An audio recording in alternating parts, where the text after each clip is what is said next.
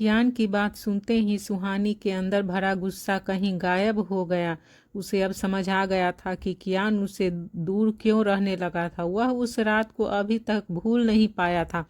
सुहानी उसकी आंखों में देखते हुए उसके करीब चली गई और एक गहरी सांस लेकर उसने अब उसकी आंखों में देखते हुए कहा, कब तक हम दोनों उस रात का बोझ ऐसे ही उठाते रहेंगे। बुरी यादों को सिर्फ अच्छी यादों से ही मिटाया जा सकता है। यह कहते हुए सुहानी की आंखें नम हो गई थी। कियान उसकी बात सुनकर उसकी आंखों में एक टक देखे जा रहा था। उसे सुहानी की नम आंखों में कई सारे जज्बात एक साथ दिख रहे थे। प्यार, दर्द, केयर, इनसिक्योरिटी, यह सब देखकर कियान से रहा नहीं गया और उसने सुहानी को अपनी बाहों में भर लिया। सुहानी ने कियान के सीने से लगे हुए ही कहा, क्या हम शुरू से शुरू कर सकते हैं? कियान ने सुहानी के गाल को अपने हाथ से छूते हुए कहा, सोच लो, बाद में तुम पीछे नहीं हट सकती। कियान की इस बात पर सुहानी ने उसे अलग होकर उसे देखते हुए अपनी पलकें झपकाकर हाँ कह दिया और फिर अपने पंजों पर खड़े होते हुए उसने कियान के होठों को अपने होठ से छू लिया। सुहानी ने अपने दोनों हाथों में कियान के चेहरे को थाम लिया और अपने माथे को उसके माथे से जोड़ दिया। यह कहते ही उसने अपनी आंखें बंद कर ली और धीरे से कहा, आई लव यू। कियान, जो अब तक उस खुद को कंट्रोल किए हुए था, उसने सुहानी का कन्फेशन सुनकर अपना कंट्रोल खो दिया और उसके माथे को चूम कर उसकी आंखों में देखते हुए उसने कहा, आई लव यू टू। यह कहने के अगले पल ही उसने सुहानी के होठों को अपने होठों से बंद कर दिया। करीब 1 घंटे बाद रूम की सभी लाइट ऑफ थी। कैंडल की हल्की मध्यम रोशनी से पूरा कमरा जगमगा रहा था। छोटी छोटी कैंडल पूरे रूम में जल रही थी। बाउल में भरे पानी में गुलाब की पंखुड़ियां तैर रही थी, तो वहीं बेड पर भी कुछ गुलाब की पंखुड़ियां बिखरी हुई थी। गुलाब की फ्रेशनेस से पूरा रूम महक रहा था। एक दूसरे से कुछ दूरी पर खड़े दोनों ही लोग एक दूसरे की आंखों में देख रहे थे। जहां एक के चेहरे पर दुनिया की सारी खुशियां दिख रही थी, तो वहीं दूसरे के चेहरे पर कोई भाव नहीं था, पर उसकी नसीली आंखों में प्यार बेशुमार दिख रहा था। सुहानी ने रेड कलर की साड़ी पहनी थी। उस साड़ी में वह बहुत खूबसूरत लग रही थी। उसके काले लंबे बाल उसकी कमर पर बिखरे हुए थे, जो उसकी खूबसूरती में 4 चांद लगा रहे थे। तो वहीं कियान ने वाइट कलर की पैंट और वाइट कलर की ही ट्रांसपेरेंट शर्ट पहनी हुई थी। उसकी शर्ट के ऊपर 2 बटन खुले हुए थे। कियान की मस्कुलर चेस्ट उस शर्ट में से झांक रही थी। कियान और सुहानी दोनों ही एक दूसरे से लुक में कम नहीं थे। एक दूसरे के लिए वे दोनों ही परफेक्ट थे। वे एक दूसरे की आंखों में देखते हुए एक दूसरे की ओर अपने कदम बढ़ा रहे थे। कुछ ही सेकंड में वे दोनों एक दूसरे के सामने खड़े थे। कियान ने सुहानी के चेहरे को छूते हुए उसके गाल पर अपने होठ रख दिए। सुहानी के होठ पर एक एडोरेबल स्माइल आ गई थी और वह कियान से दूर जाने लगी। तभी कियान ने उसका हाथ पकड़कर उसे रोक लिया और उसे पीछे से अपनी बाहों में भरते हुए उसकी नेक पर अपने होठ रख दिए। उसके साथ ही उसके हाथ की पकड़ सुहानी की कमर पर और कस गई। कियान के ऐसा करते ही सुहानी ने अपनी आंखें कसकर बंद कर ली। फिर कियान सुहानी को अपनी बाहों में उठाकर उसे बेड पर ले आया।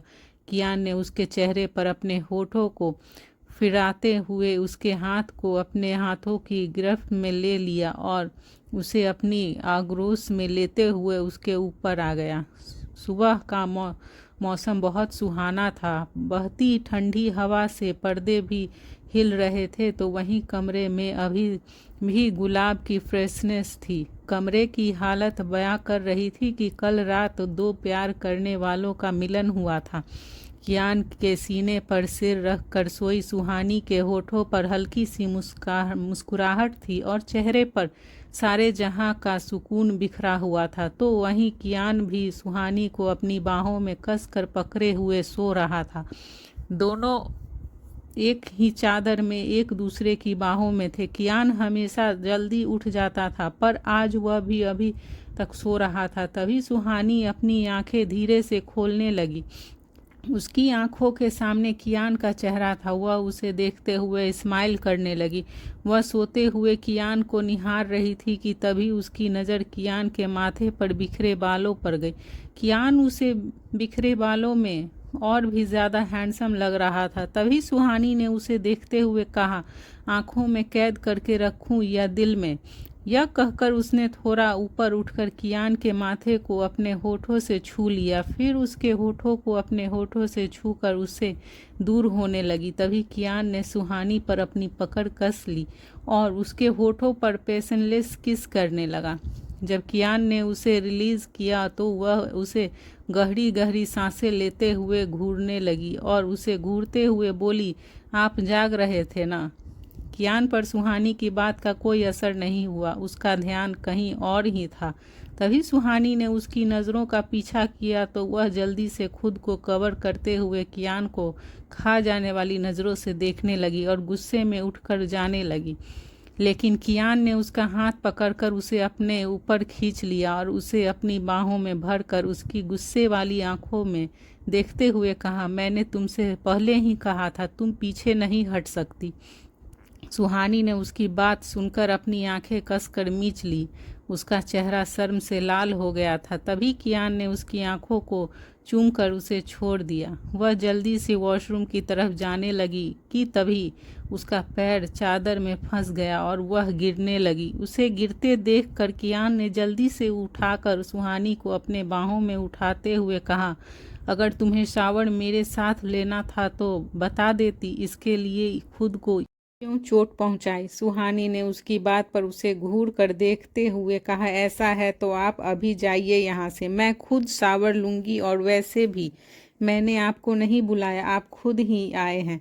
सुहानी की बात पर कियान ने उसे एक आईब्रो उठाकर देखते हुए कहा, तुम्हें नहीं लगता कि तुम पहले से ज़्यादा बोलने लगी हो?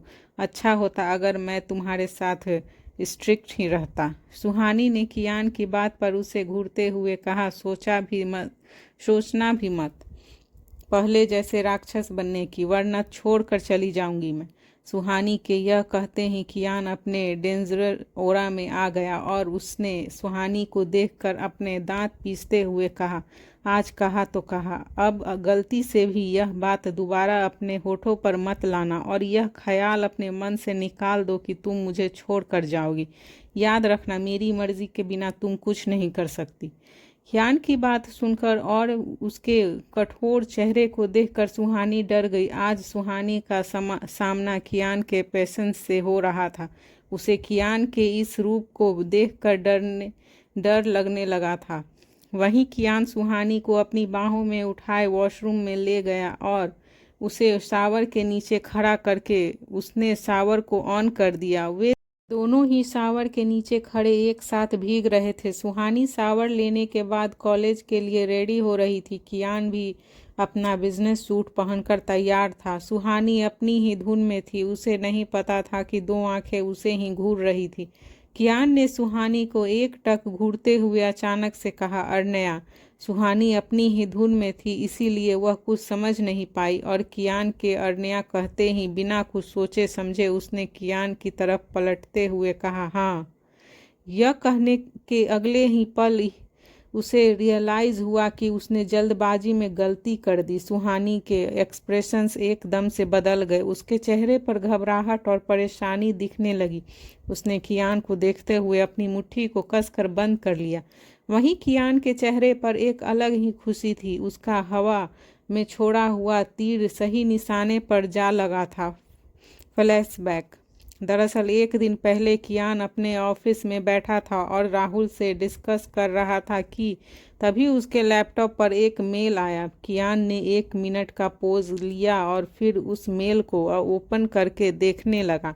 वह मेल इन्वेस्टिगेशन कर रहे ऑफिसर का था, जिसे कियान के कहने पर राहुल ने सिंघानिया की डिटेल कलेक्ट करने के लिए भेजा था। कियान मेल देख रहा था। उसकी आंखें मेल में आई फोटो को देखकर छोटी हो गई थी।